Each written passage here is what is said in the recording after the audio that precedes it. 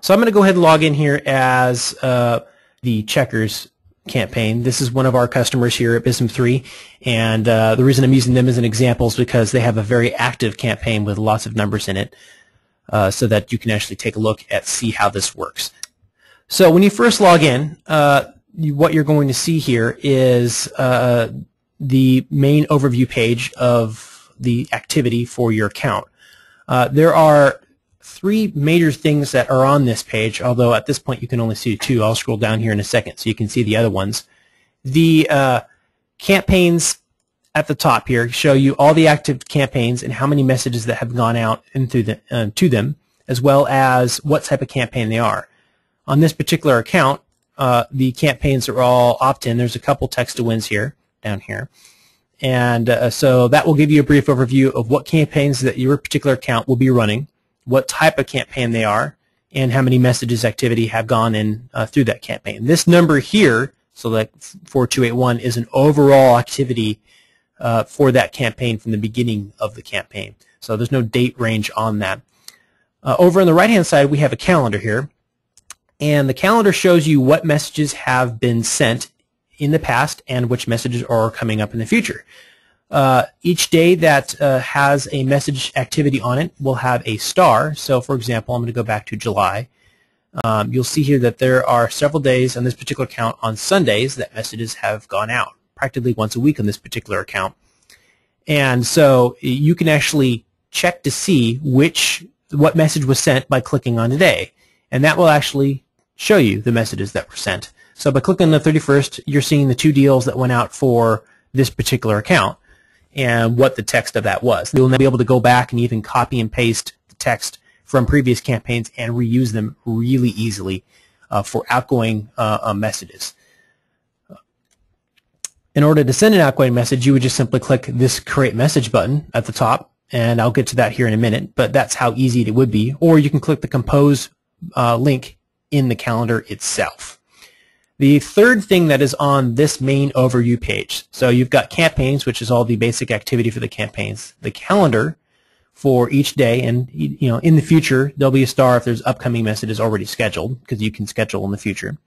But there's also group activity for the last 7 days. Now groups are basically the mobile lists of where all your customers are. And so this is just activity over the last 7 days. Now the reason why we put out from campaigns so that it shows you separately is you can have more than one campaign feed in to the same group. So if you were running the same campaign at multiple locations, like this particular customer here has 18th Street customers, 53rd Street customers, customers from cable, all these campaigns are exactly the same. Now he actually has they actually have separate groups for them, but theoretically, you could have all those customers go through a different campaign called 18th Avenue, 53rd Street, or whatever the campaigns are, and they can all feed into the same group. And that way, they're tracked separately for tracking purposes, so you can find out which campaigns are more popular than others, but also you can find out which groups are more, which are more popular. So you get the tracking information. I'll show you that here once I get to the campaigns tab of what the campaign tracking is for on a campaign by campaign basis. But the groups, this groups will only show you activity for the last 7 days, and there's no real tracking information on here besides just the additions and the subtractions. So you can tell here each individual group, there's 1,323 people from the 53rd Street customers. And in the last 7 days, there have been 34 additions. So if I click this plus sign right next to 34, it's going to come down and show you the abbreviated phone numbers of who is in your group. So you can actually see the phone numbers of the group with the exception of the middle 3 digits gone. It'll even give you the date and time that they opted into your campaign. So these are people who successfully opted in to the group.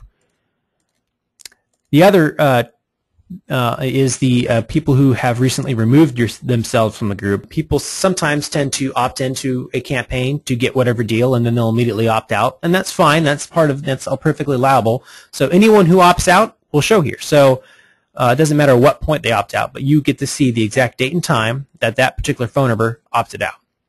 And then you also have the actual messages that went out in the last 7 days. So these two groups got these two messages over the last 2 days. So if you want to see which group got what individual message in the last week, you can click on it and find which group got the individual message. That's real helpful if you're sending a lot of different messages to different groups. If you're maintaining one account for multiple locations, like what Checkers is doing here in this case.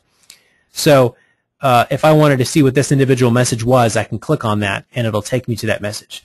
I already know, since I clicked on here earlier, that there's only 2 messages that ever went out on the 31st, and since that's the last one in the last week, I'm only going to see those 2, and it looks like they sent it to every single one of their groups. So each one of these is going to be exactly the same, as you can see here, because they both got the 79-cent sundaes, and they both got the free Checker Burger message. Actually, they both got them on the same day, so Checkers decided to send out 2 promotions on the same day, that particular day. So that's the overview screen. Just to recap real quick on that, you got the campaigns up at the top, saying each individual campaign, list of which type of campaign they are here in the middle column, and then the number of messages activity throughout the history of that campaign that have occurred. And these are completely trackable under the campaigns tab, and I'll show you that here in a second, including you can select a date range and all sorts of stuff like that. On the calendar, that's where you once again get to see which dates sent out messages, and you can also compose future messages, as well as group activity for the last 7 days of how many people are in the groups. And this number here, by the way, is the total number of people in the groups, not just the number that's in the group for the last 7 days, but the overall, this particular group has 1,323 people in it overall. The 7 days of statistics is only the additions and the subtractions and the messages. So, there have been 34 additions here, 20 subtractions, and once again, if you click on that, you'll get the information about who they are, so you'll know who they are. And that's the overview page that you get when you first log in.